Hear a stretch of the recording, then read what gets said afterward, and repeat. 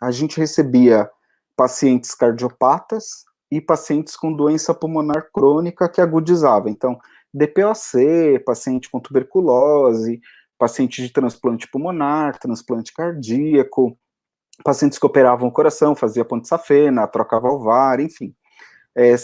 E essa era a rotina das UTIs. Então, geralmente, esses pacientes, eles têm a gente tem uma previsão de como vai ser o desenvolvimento dele, da doença, porque são doenças bem conhecidas, bem estudadas há muitos anos, então a gente sabe tratar elas com facilidade. Não estou dizendo que é fácil tratar a doença, mas o manejo das doenças, ele é mais fácil.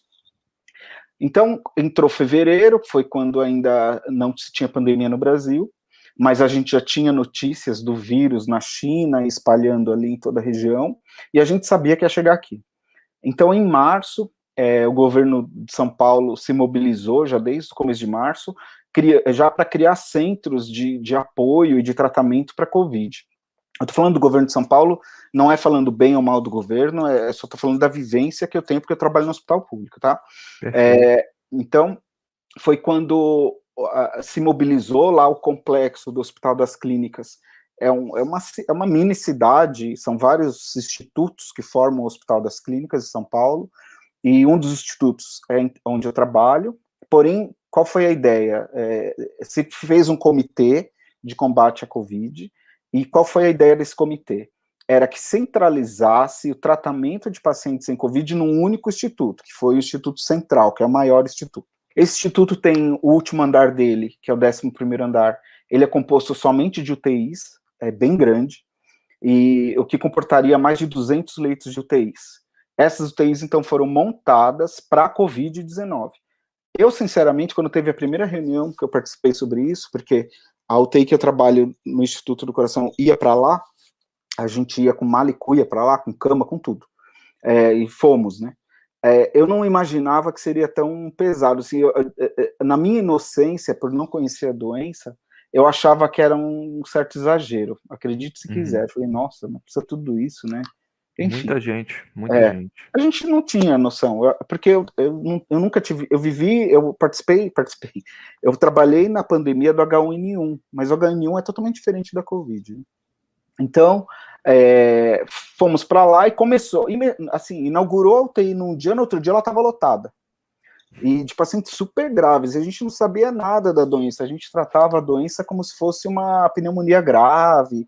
Tem uma doença que dá no pulmão, que chama síndrome de desconforto respiratório agudo, que a gente chama de SARA e tal. E a gente começou a tratar como se fosse SARA, porque é bem parecida o efeito no pulmão, né? Mas a gente achava que o efeito era só no pulmão naquela época. Sim. A gente não conhecia o vírus direito, né? E a gente começou a perceber, então, naquele momento, em março, abril, maio, que os pacientes acordavam da sedação extremamente confusos, sem saber muito bem onde está. Meio anormal, assim, paciente que tinha ficado pouco tempo entubado já acordava num delírio super importante, assim, e aquilo chamou a atenção. Aí começou a ter as notícias das tromboses, né, e a gente começou a ver trombose de pernas, trombose nos pulmões, trombose cerebral, infartos dentro da UTI Covid, que a gente chama de infarto agudo do miocárdio tipo 2, esses de Covid. Então a gente começou a perceber, e já começou a sair vários estudos nessa época, de que o vírus ele afetava os vasos sanguíneos, os pulmões, o cérebro, os rins, porque aí a gente começou a observar também muitos pacientes em hemodiálise, mas era muito mesmo, assim. E o hospital não era preparado para esse tanto de máquina de hemodiálise, então começou a corrida atrás de ventilador mecânico, corrida atrás de máquina de hemodiálise, e o que esbarrou? Mas teve assistência aos pacientes. Precisou de profissionais especializados no mercado que não tinham, né? Você tem muitos fisioterapeutas, você não tem muitos fisioterapeutas especializados em UTI, porque a fisioterapia tem 9 especialidades, uma delas é a UTI, que é a minha, né?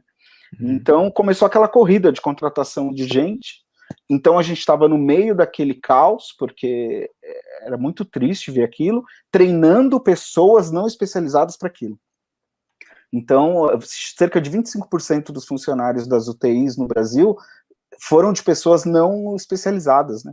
Tô falando de UTI, né?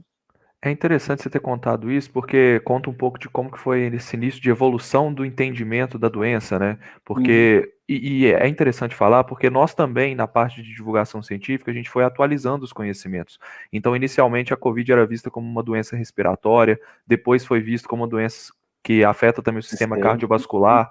Hoje a gente já sabe que ela afeta também o sistema nervoso, Uhum. afeta os rins, então ela é uma doença generalizada, né? E nós acompanhamos junto com vocês, mesmo que de longe, né, esse aprendizado. Eu me lembro daquele jornalista da Globo, que era do Sport TV, Uhum. o Rodrigo Rodrigues, eu acho que o nome Eu dele é lembro, esse. lembro. Uhum. Ele teve um Um TEP, derrame, né? eu acho que ele teve Ele fez um AVC, isso. isso, exatamente. E foi nesse momento que aquilo surgiu na mídia, porque já estava sendo discutido entre os estudos científicos, né, que a Uhum. Covid poderia causar essas tromboses. Então, muito interessante, e até para falar para as pessoas mesmo, que é uma doença complexa, né? Não é uma doença que vocês. Não. A gente sabe lidar totalmente, né? Mas conta mais. Aí você tá. Então, Isso foi aí, mais ou menos em agosto, né? isso foi março, abril, maio ali, né? Tá. Foi o primeiro pico, vamos dizer assim, né? Aham. Porque Tá. eu acho que a gente está no pico ainda até hoje, mas O que eu é, disse em agosto foi uma clareza melhor sobre o entendimento dessa isso, parte foi isso mesmo. cardiovascular. Aham. Isso. Aí começou aquela tentativa de tratamentos dentro de UTI, que não existe uma medicação para COVID, o que se trata, na verdade, são os efeitos do vírus no corpo, né? E aí começou a ter um avanço no tratamento desses pacientes. Nessa altura, todos os profissionais da saúde já lá, eu estou falando da minha vivência, quando eu falo assim, não é do Brasil, né? É Sim, da minha sim. vivência. Tava todo mundo já psicologicamente muito abalado, porque a gente trabalha em UTI, eu trabalho há 26 anos agora, vou fazer de UTI. Não é que eu seja acostumado com morte, mas a gente sabe quem vai e quem não vai em certo ponto. Na Covid a gente não sabia, e numa UTI normal, assim, de doenças gerais, você tem uma mortalidade menor que 5%, 10%, dependendo da doença. Na Covid você tem 60%, 70%, dependendo da UTI, é 80% de mortalidade. Então, assusta muito. Imagine todo dia saindo um corpo da UTI, aquela luta, os pacientes sem visita familiar, né? E tudo por videochamada, bem complexo.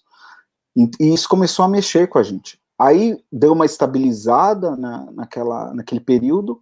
Nessa estabilizada, então, o hospital desmobilizou o instituto inteiro, cada um voltou para o seu canto, mas a UTI que eu trabalho não parou de ser Covid. Aí veio a piora de novo, e aí teve que fazer toda uma mobilização novamente.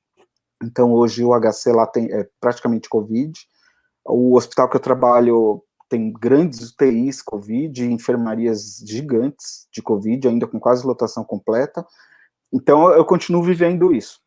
Só que agora a gente domina um pouco mais o tratamento, que tem melhorado. Aí vem a nova variante do vírus e mudou toda a história de novo, que a gente tinha pacientes mais idosos, com aquelas comorbidades, então eram os mais hipertensos, os obesos, os pacientes mais velhos, né, diabéticos e que tinham alguma doença cardíaca. Essas eram as maiores vítimas da Covid grave. E aí começou a mudar esse cenário. Então, são pacientes mais jovens hoje, sem comorbidades, são pessoas em idade produtiva aí no mercado de trabalho e que de repente está numa UTI desenvolvendo doença grave.